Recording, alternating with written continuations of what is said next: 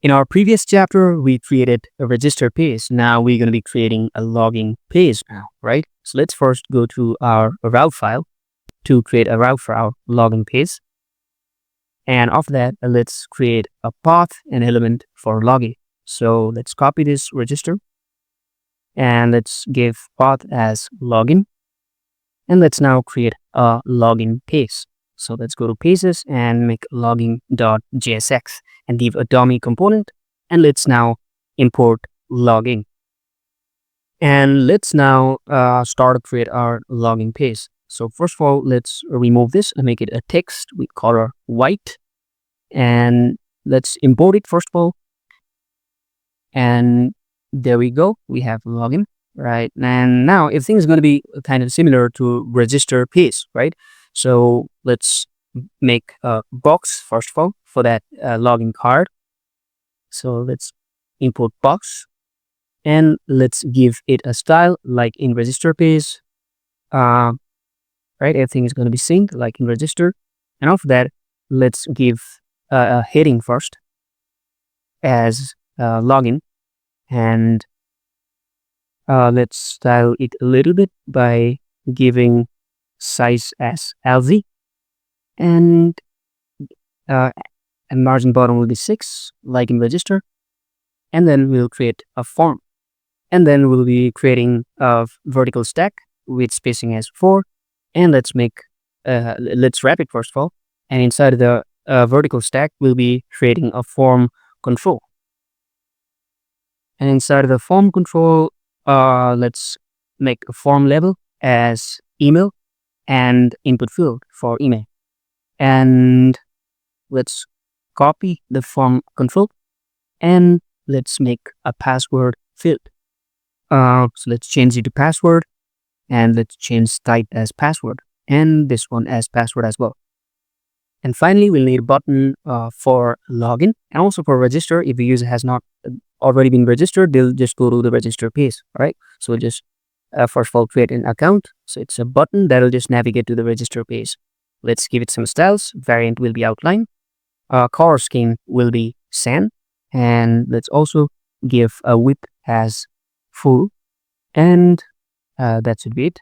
And also let's give it on click. Or maybe right now, let's remove this. We'll just do it later on because this one is actually for navigation. And let's create a copy, and let's make the first one as login. This one should be login, right? And we'll need to remove this variant as outline because this is going to be primary button. And after that, we'll also provide type as submit. And let's also give it a color as black. All right. And for this create an account, because this is a navigation button, we will need to import use navigate from React router. All right, should be React router. And after that, we'll need to instantiate this navigate. Navigate equals use navigate. And after that, we'll use this navigate here in on click. So when on click, it's going to be a function and it should go to register, right? So when I go to login page now, it's actually giving me the error, and the error is related to import. So let's remove this login import first of all, and now it should work. All right.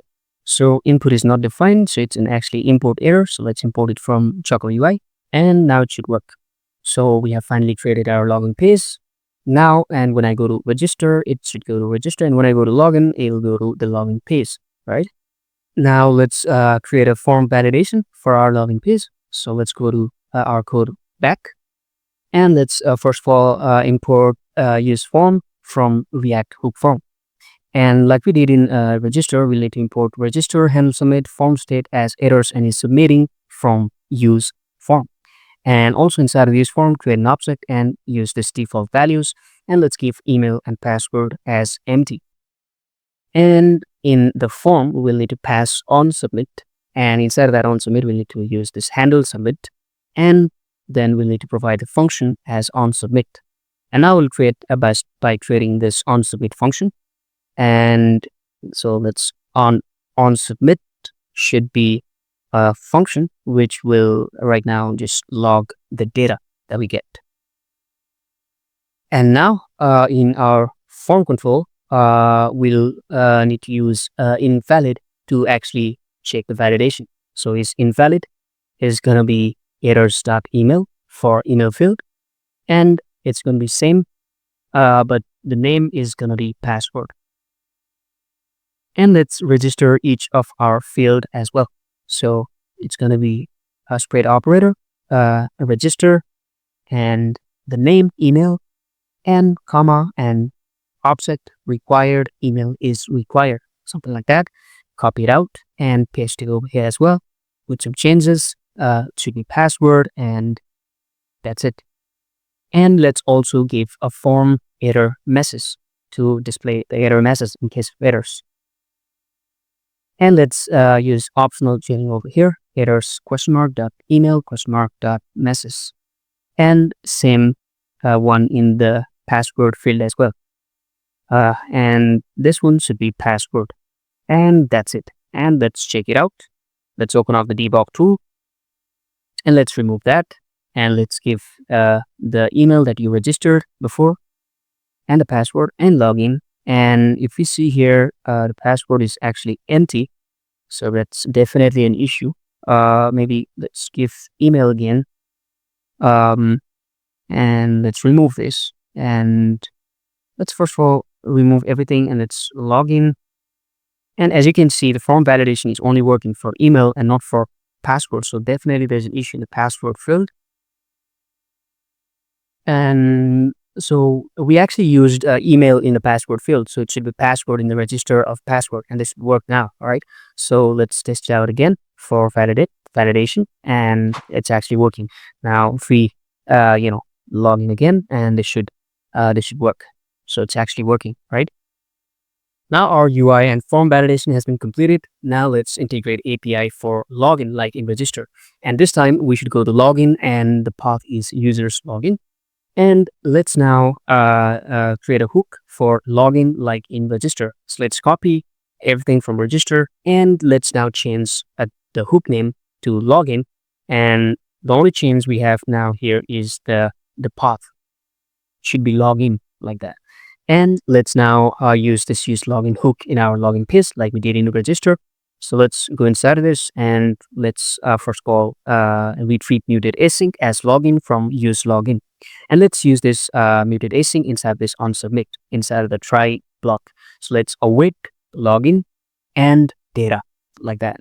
And after that, let's catch the error, and let's give it error like that. And let's console.error and some message like login failed. So API integration has been done. Let's now test it out. So there's an error, use login is not defined because we forgot to import it from the file like that. So now it should probably work. All right. So let's go to the login page, and first of all, remove everything from console, and let's test it out with the registered mail and password. And our post request has been successfully created. And let's make it big first of all, and let's see the response. And as you can see, we have received the data, and here we have received access and refresh token. And also in the user, we have received role of the user too. And after login, I should go to the product catalog automatically, right? So for that, let's first of all make a route for product catalog, right? So let's copy it, and let's change path to product first of all. And let's give a dummy text as of now. Let's give a text from Chalk UI, and let's make it prop paste like that. And when I, after I successfully logged in, I should navigate to that product. So it should be navigate and the product. And so let's test it out. So when I log in, I should go to the product page. So yeah, that's working. So everything is working now. So let's now, store our access and refresh token after we are actually logged in, So when we are logged in, we get access and a refresh token, right? So let's do it again. And when we log in, and if you see this an error again and request is used not exist. All right, as I said before, in every 2 hours we need to register, and so let's register it first. So after registered, we got the data. Now let's log in with the same registered data now, and let's log in. And as you can see, now it's working, right? So we are getting access and a refresh token, as you can see, right? So we need to store it in the client side, the local storage here, right? So for that, what we have to do is we'll need state management, right? For that, what we'll be doing is we'll be storing the access and refresh token here in the local stores. We can do it, custom as well, but for that we have a package called Zustand. All right. So Zustand basically, let's go to the documentation of Zustand, and it's actually a very small and lightweight state management solution. And let's first install it. Right. So it's very easy to learn and to integrate as well. So let's go to the terminal. Let's enter npm install Zustand, and there we go. And after that, we'll need to go to the src folder, and let's create a folder with the name store, right? And /auth store.js, right? Now we'll need to set up Zustand here. For that, we'll need to import create from Zustand. And let's now create a hook like in React hook form, but this time it should be use auth store. And we will use this create to create a function, right? And this function will basically take a set, all right? And inside of, so let's wrap this object like that. And inside of this function, we'll basically set the token, right? So set tokens is basically going to be a function which will basically take our tokens, namely access token and refresh token like that, right? So this is going to be a function which will basically stored in the local stores, right? So first of all, let's check if there's access token or not, right? So if there's access token, in that case, we'll store it in the local stores. So local stores dot set item with the key name as the access token, right? Let's make it simple. Let's give it name access token, and then comma and the access token that we get. And same for the refresh token as well. If there's refresh token, we'll store it in the local stores as a refresh token. So we now made set tokens function. Now let's make a state itself, that is access and refresh token, right?